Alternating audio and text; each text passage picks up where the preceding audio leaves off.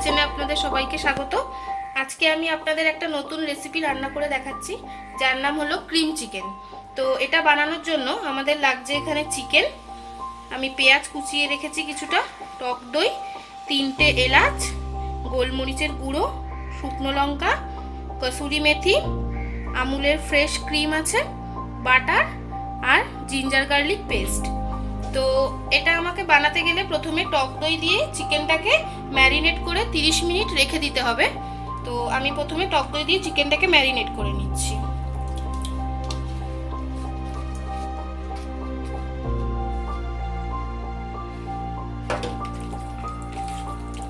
এটাতে আমি নুন দেব না, কারণ নুন দিলে এটা দিয়ে জল ছেড়ে যেতে পারে।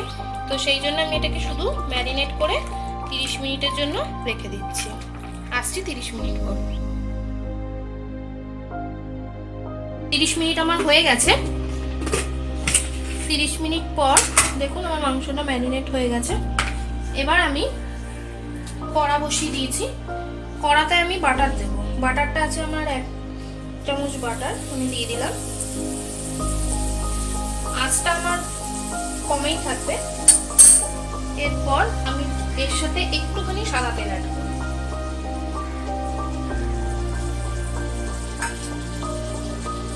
এবার বাটারটা আমার গলে গেলে তার মধ্যে আমি ফোড়নটা দিয়ে দেব। ফোড়নে আমি এখানে এলাচগুলোর এরকমভাবে ছাড়িয়ে এর মধ্যে দিয়ে দিলাম।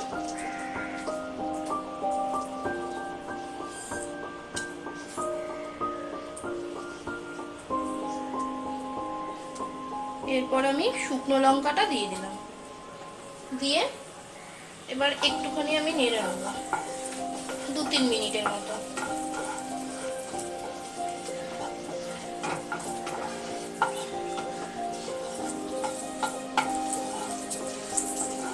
একটা ভালো স্মেল বেরোতে শুরু করেছে। এরপর আমি আমার এই পেঁয়াজ কুচিটা এর মধ্যে আমি দিয়ে দেবো। পেঁয়াজটা আমি ততক্ষণ নাড়বো এর কালারটা যতক্ষণ না একটু হালকা ব্রাউন কালার হচ্ছে। ঠিক আছে, আঁচটা আমি সিম করেই রাখবো।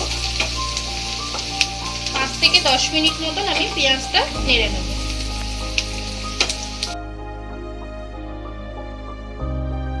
পেঁয়াজটা আমার ব্রাউন কালার হয়ে গেছে। এরপর আমি আমার চিকেনটা যেটা ছিল এটাকে আমি এতে দিয়ে দেবো। এটা যেহেতু ক্রিম চিকেন, তো এতে আমি কোনো রকমের হলুদ বা লঙ্কার গুঁড়ো কিছু ইউজ করব না। ঝালের জন্য আমি এখানে গোলমরিচ নিয়েছি। ঠিক আছে, এবার আমি এটাকে ভালো করে নেড়ে এটাকে সেদ্ধ হতে দেবো। এটা আমার সাদাই হবে। তো চিকেনটা থেকে যে জলটা বেরোবে সেই জলটাতেই আমার রান্নাটা হবে। এটাতে আমি এক্সট্রা কোনো জল অ্যাড করব না। এটা আমি ভালো করে নেড়ে এটাকে আমি 10 মিনিটের জন্য ঢাকা দিয়ে রেখে দেবো। 10 মিনিট পর আবার আমি এটাকে নাড়ব।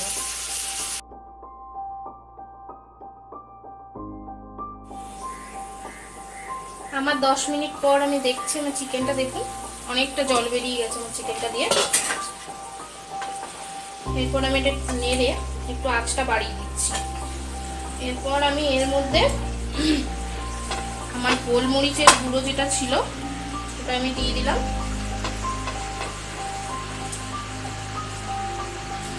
এবং আমি এখানে নুন আছে আন্দাজ মতো, পরিমাণ মতো যে নুনটা লাগবে সেটা আমি দেব।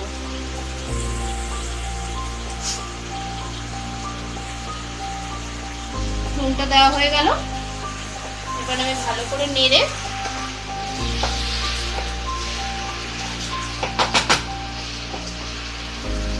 এর মধ্যে আমি আদা রসুনের যে পেস্টটা ছিল এটা আমি অল্প পরিমাণে দেব।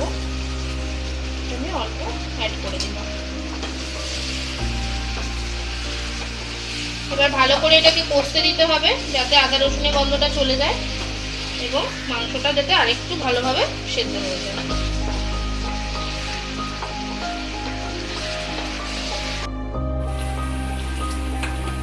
আমার মাংস কষানো ভালো মতো হয়ে গেছে। এবারে একটু একটু জল দিলে ভালো হয়, তো আমি একটু এর মধ্যে জল দিচ্ছি।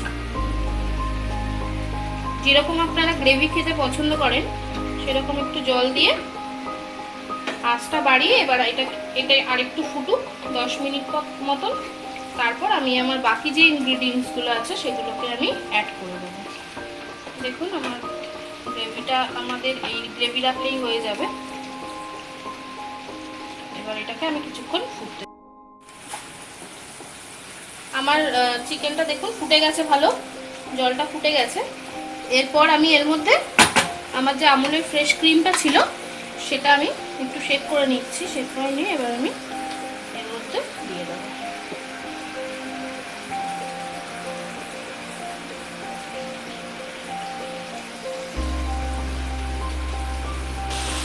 ফ্রেশ ক্রিমটা দিয়ে আমি একটু ভালোভাবে নেড়ে দিচ্ছি এটাকে। এবার দেখুন আমার এই গ্রেভিটা আস্তে আস্তে ঘন হয়ে যাচ্ছে। ক্রিমটা দেওয়ার সঙ্গে সঙ্গে গ্রেভিটা একটু ঘন হয়ে যাবে। আর 2-3 মিনিটের মধ্যে এটা ঘন হয়ে গেলেই আমি এটাকে নামিয়ে গার্নিশ করে দিচ্ছি।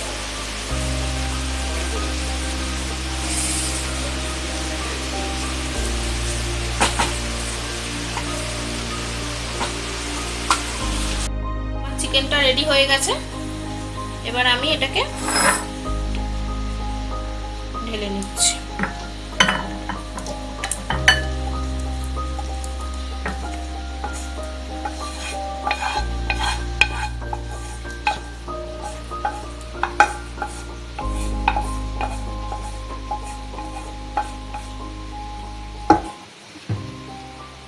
চিকেনটা আমি এর মধ্যে ঢেলে নিলাম।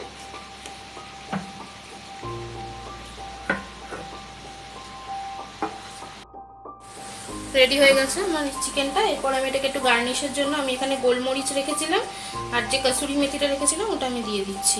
উপর দিয়ে আমি একটু গোলমরিচের গুঁড়ো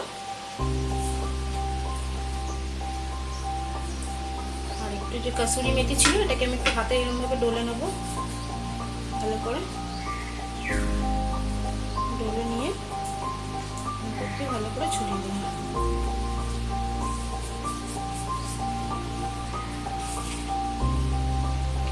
আমার রেডি হয়ে গেছে ক্রিম চিকেন। এটা যে কোনো রুটি, পরোটা এবং ভাতের সাথে আপনি এটা সার্ভ করতে পারেন। যদি আমার রান্নাটি আপনাদের পছন্দ হয়ে থাকে আমার চ্যানেলটিকে সাবস্ক্রাইব করবেন এবং লাইক কমেন্ট করতে কিন্তু ভুলবেন না। ধন্যবাদ।